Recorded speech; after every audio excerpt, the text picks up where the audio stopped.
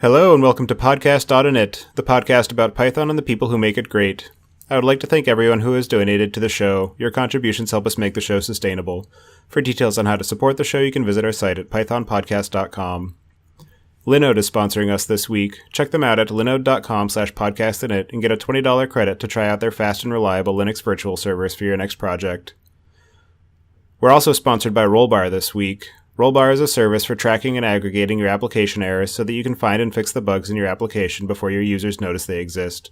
Use the link rollbar.com/podcastinit to get 90 days and 300,000 errors tracked for free on their Bootstrap plan. You can visit our site to subscribe to our show, sign up for our newsletter, read the show notes, and get in touch. And to help other people find the show, you can leave a review on iTunes or Google Play Music, and also tell your friends and coworkers. You can also join our community by visiting our Discourse forum at discourse.pythonpodcast.com for your opportunity to find out about upcoming guests, suggest questions, and propose show ideas. Your host, as usual, is Tobias Macy, and today I'm interviewing Alex Clark about the Pillow project. So, Alex, could you please introduce yourself? Sure, I'm Alex Clark, author of the Pillow fork of the Python Imaging Library. I'm also a Python web developer, system administrator, and a few other things. And how did you get introduced to Python? In the early 2000s, I was working at the National Institutes of Health in Bethesda, Maryland, USA, as a system administrator, and my group needed a website. A neighboring group was using Plone, and I decided to copy their approach. Plone is written in Python and built on top of Zope technologies written in Python and C. And to customize Plone, you had to know a little Python, so that was my introduction. Yeah, I think that was actually the first time I ever really used Python 2 was trying to upgrade a Plone installation by about 2 or 3 major versions. Yeah, lots of fun. That's one of my favorite things to do, even still, is to upgrade old versions of Plone. So, what were you working on that led you to forking the Python Image Library? Well, by the mid-2000s, I had quit my sysadmin job at NIH to do Plone consulting full-time. And in 2010, I was doing Django consulting at National Geographic in D.C. And I came in to work the next day, and I said to a guy named Rich Leland, who I was working with, I said, I forked Pill last night, and his reaction was basically yawn because no one knew what it would become, including me. And I created the fork because I was annoyed that I couldn't install Pill from PyPy. And the Pill package on PyPy was hosted offsite, and it also had some flaws that no one was able to get incorporated into Pill, and so you started to see all these forks all over the place, not on PyPy, and that just annoyed me. So that's what led to me taking one of these existing forks created by a Plone guy named Hanno Schlichting and put that into a GitHub repository and released to PyPy, and that was it. You were mentioning one of the issues being that you were having trouble getting it installed from PyPI, and I know that at least in some portions of its history, the Python Image Library has been somewhat difficult to install because of its heavy use of C extensions and additional libraries for being able to support things like JPEGs and PNGs. So has that story gotten better as you have progressed the Pillow fork forward? I think a little bit. I mean, there's certainly been backlash against non-PyPI hosted projects, and so as a packaging fork, we were free to fix a lot of things that caused those problems. Unlike with Pill, where fixes weren't incorporated as rapidly, we could take a fix from someone and release it to the packaging index almost immediately once we had that fork. Once we started it, the ball started rolling quickly. So what does the original author of PIL, Friedrich Lund, think of the Pillow fork? My favorite story about Friedrich is his comment on a mailing list, on the ImageSig mailing list, where he said something to the effect of, a lot of people complain, at least someone's doing something about it. And you can look at ImageSig around August 2010 for the full story there. And so basically he just, I guess, begrudgingly acknowledged that someone had done something more than just attacking him or just complaining, I guess. So when you first forked the image library project, did you think that you would still be maintaining and updating that fork by now? No, not at all. I just knew my Plone installations were going to be awesome. And when Pillow caught on, I was happy others found it useful. Nowadays, most of the day-to-day operations are done by the team, which is, a handful of people, and also the global community. And I pop in about once per quarter to make sure releases go according to plan and to sort of clean up and prune repositories and issues. And I recently registered the domain pythonpillow.org so we could receive security-related emails, which we're starting to get now. And you mentioned some of the other members of the team. Are there any particular people you'd like to call out and maybe share how they got involved in the project? Absolutely. There's someone I call Pillow Man number 2, and that's Eric Sorus. He goes by Wired Fool, and he does a lot of the C programming that no one else is willing to do. And he has surpassed me now in commits to Pillow. Let's see. I'm going to call people out by their GitHub username and possibly their real name, depending on whether or not it looks like that's public information. Okay. Let's see.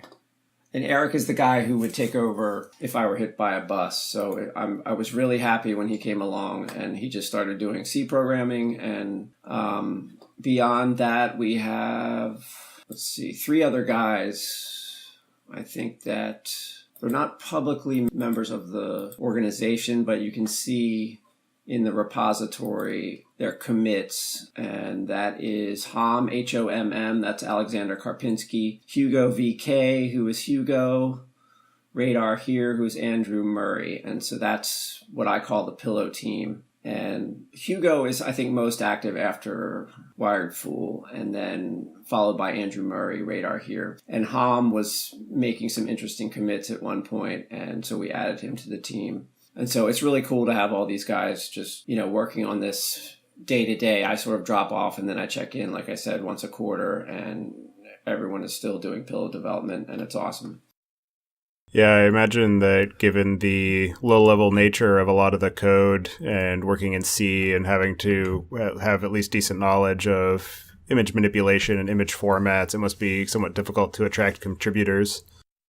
Absolutely. I did C in college in the 90s, and, if I had to do it now, we'd probably be in big trouble. I sort of feel like if something has to be done, someone somewhere will do it. And since big Linux distributions are using Pillow and big companies like Atlassian, someone will do something if it's absolutely needed, but having someone who actually likes to do it is better, obviously. And touching on that a bit more, what kinds of special knowledge or experience have you found to be necessary for being able to understand and extend the routines and functionality of the library and adding new capabilities? I think the biggest is C and C extensions, which I think are a dist-utils thing. So there's about 30,000 lines of C code, and looking at the setup py and seeing how the package is built and how the C code is exposed to Python routines is probably the most different thing about Pill and Pillow versus, pure Python packages and libraries. And so we've gotten this far into the conversation without really going deep on what the Python Image Library and Pillow are and what kinds of use cases they support and sort of the feature set. So if you could dig into that a bit for me, that would be great. Absolutely. Pill allows Python programmers to perform complex image manipulation operations without having to know the details and algorithms involved in performing such operations. So, for example, basic image manipulation like cropping, resizing, rotating, changing formats, and also things like viewing or extracting metadata like EXIF data, splitting the image into respective bands, red, green, and blue, applying filters, that sort of thing. And so as a Python web developer, I use Pillow to manipulate images in web applications. In some cases, the manipulation is seamless, like with Plone. Plone uses Pillow to enable content editors to manipulate images on their website. In other cases, I write the Pillow code to do some manipulation that's needed for my app. But there's probably many, many more use cases. How does Pillow compare to other libraries with similar purpose and use case, such as ImageMagick? When I think of ImageMagick, I think of command line tools for image manipulation, which Pillow definitely is not. I think ImageMagick's a little heavier. Pillow really is for basic image manipulation. And also, I think if the standard library had an imaging set of tools, it would be something like Pillow. And are there any other libraries that build on top of Pillow that are a little bit more high level for maybe simplifying some of the operations that are common to certain use cases? That's a good question. I haven't seen such a thing, but I wouldn't be surprised if it existed. And I have seen Pillow used in some computer vision contexts. I'm wondering, what are the capabilities of the library that lend themselves to that particular use case? I think basic, in as much as computer vision involves basic image processing, Pill can help with, cropping, resizing, rotating, changing formats. Beyond that, you'll probably need more powerful tools like Matplotlib, OpenCV, and so on.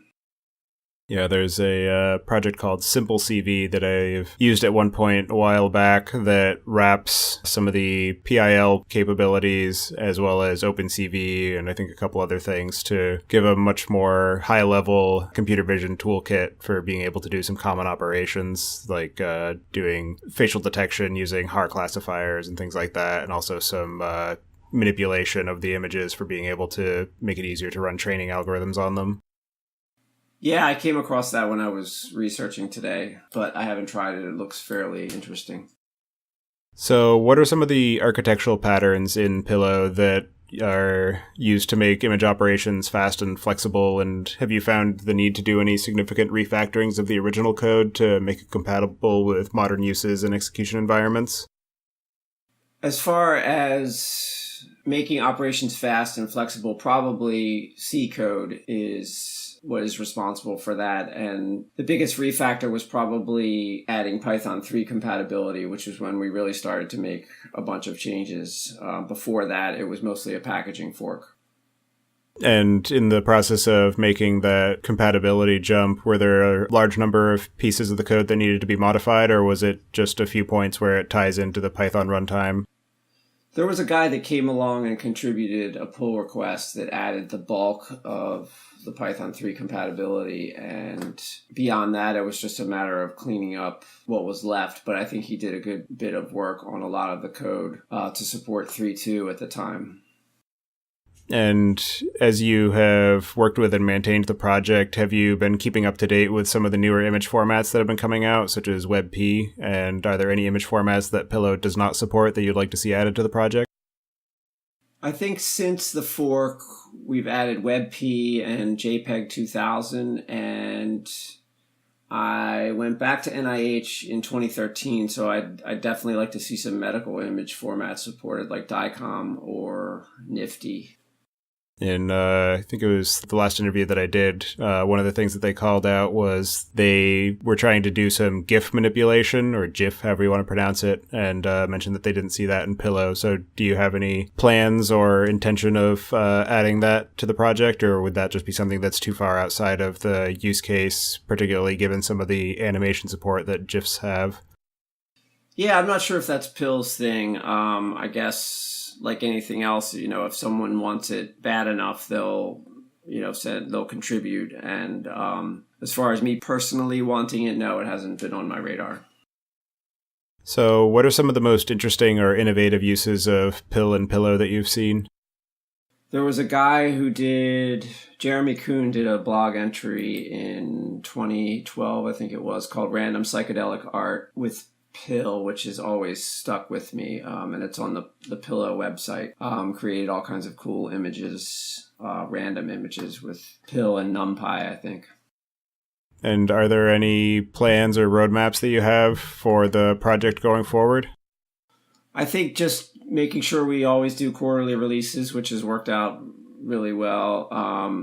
Any security fixes that come along, possibly some code cleanup. Always love to see new features and image formats supported. The documentation's in really good shape now, I think, but more documentation improvements, and also growing the community. I just saw a blog entry about ZCH Zshell, and their GitHub likes or stars is like 30K, which is impressive. 30,000 people loving a repository about customizing your shell is very impressive. So I'd love to see Pillow grow to, get the community to grow to get Pillow to be better software for the foreseeable future. So are there any other topics that you would like to talk about, or any other questions that I didn't ask that you think I should have? No, I just really appreciate you reaching out, and hopefully people will learn more about the project and help make it better. Great, absolutely. So for anybody who wants to keep in touch with you and follow what you're up to, what would be the best way for them to do that? Let's see. aclark.net, aclark.net is my business website, so that's a good way. I have a Twitter, although I haven't been Twittering much lately. But from aclark.net, you can get to a lot of places about me. Okay. All right. So with that, we will move on into the picks. For my first pick today, I'm going to choose a website called The Minimalist Baker. So it's a recipe website with a lot of really great recipes, particularly for people on restrictive diets. So a lot of the recipes on there are for vegetarian or gluten-free or vegan recipes. A lot of really good and innovative foods on there that, even despite having a restricted set of foods that you can choose from, they still end up coming out quite tasty.